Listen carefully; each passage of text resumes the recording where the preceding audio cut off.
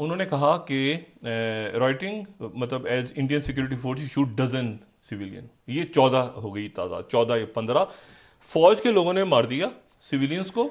और ये जो है अब इंडिया टुडे कह रहा है mobile internet service shut down, SIT to probe Nagaland death top pointers. अच्छा जी, फिर अभी आपने जो पाकिस्तान मीडिया का क्लिप देखा, इससे आप समझ गए होंगे कि इसमें ये चर्चा कल नागालैंड में दुखद गोलीबारी की जो घटना हुई है उसके संबंध में हो रही है। अब सवाल यह उठता है कि आखिर पाकिस्तान की मीडिया में नागालैंड में हुई घटना की चर्चा क्यों हो रही है, जबकि नागालैंड की सीमा भी पाकिस्तान से नहीं मिलती है। साथ ही एक और सवाल उठना स्वाभाविक है कि क्या जो कल गलतफहमी सूचना के आधार पर हुई थी, तो क्या सचमुच मुखबिर ने गलत सूचना मिलिट्री को दिया था या फिर मुखबिर द्वारा गलत सूचना मिलिट्री तक पहुंचाई गई थी।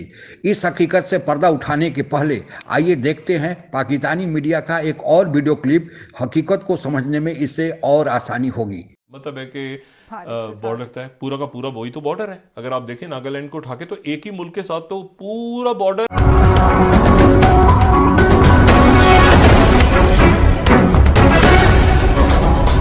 Audio Jungle।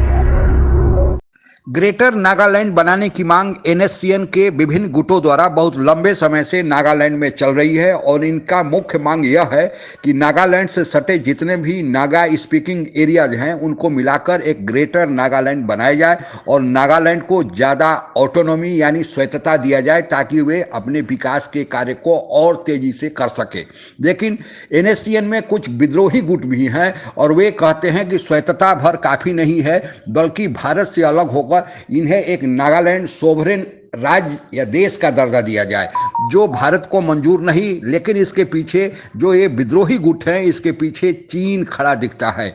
अभी भारत सरकार ने सारे गुटों को, जिसमें विद्रोही गुट भी शामिल थे, उन्हें मिलाकर एक कंपोजिट डायलॉग शुरू किया था और लगता था कि विद्रोही गुट भी मान जाएंगे और फिर उनका जो मसला लंबे समय से अटका हुआ है वह सॉल्व हो जाएगा या उनमें कुछ रास्ता निकल आएगा। लेकिन हमारे जो पड़ोसी दुश्मन देश है, जिसमें चीन सबसे आगे है, उसको यह मंजूर नहीं था और उसने एक नया प्लान रचा। और प्लान उसका यह था कि भारतीय सेना को यह खबर दिलवाई गई कि कुछ नागा विद्रोही फलाने जगह पे वहाँ से निकलेंगे और फिर वही समाचार नागा विद्रोहियों को दिया गया कि भारतीय सेना का ट्रक उस इलाके से गुजरेगा। यानी एक ही मुखबिर डबल क्रॉस किया जो चीन के इशारे पर काम कर रहा था। लेकिन दुर्भाग्यवश जिस रास्ते से उस नागा विद्रोही गुजरने वाले थे, उस रास्ते पर वहाँ से एक ट्रक गुजरा और उस ट्रक में 13 निर्दोष लोग थे जो मजदूर थे। भारतीय सैनिकों ने इशारा किया कि आप रुकें, लेकिन ट्रक वाले की यही गलती थी कि दुर्भाग्यवश जो आर्मी द्वारा इशारा किया गया रोकने को, वह रुका नहीं और गलतफहमी में गोली चली, जिसमें 13 निर्दोष मजदूर मारे गए। फिर गांव वाले जो बगल वाले थे वो आए और उसके आड़ में जो बगल में नागा विद्रोही गुट थे वो भी गांव वालों के साथ मिलकर आ गए। उन्होंने सैनिक की गाड़ी को आग लगा दिया और भीड़ से ही गोलाबारी हुई, जिसमें एक सैनिक भी हताहत हुआ। चीन का प्लान बहुत बड़ा था, लेकिन वह पूरा प्लान कंप्लीट नहीं हो सका। आप लोगों को पता ही होगा कि म्यांमार का पूरा नाम बर्मा था और आज का जो म्यांमार है उसकी सीमा भारत से सटती थी। चूंकि म्यांमार में आज तक जितनी भी सरकारें रही हैं उनका भारत से अच्छा संबंध रहा है, वे भारत समर्थित रही है, इसलिए भारत म्यांमार की सीमा से पूरी तरह निश्चिंत था।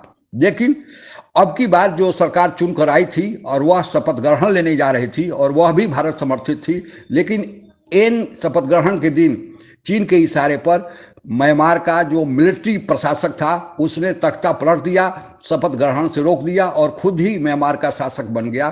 तो चीन के लिए यह आसानी हो गई, क्योंकि बहुत देश इस पर नज़र लगाए हुए थे, इसलिए चीन कुछ नहीं कर रहा था। लेकिन जो ही दूसरे देशों की नज़रें म्यांमार से हटी, चीन ने म्यांमार के साथ व्यापार खोल दिया। और जो वीडियो क्लिप पाकिस्तान का आपने देखा, उसमें आपने देखा होगा कि चीन ने व्यापार शुरू किया है और उस व्यापार के आड़ में चीन वहाँ पर पैसा, मिलिट्री का सामान, साजो सामान भेजेगा, नागा विद्रोहियों को ट्रेनिंग देगा और फिर भारत में उन्हें प्रवेश करा के यही हरकतें करेगा।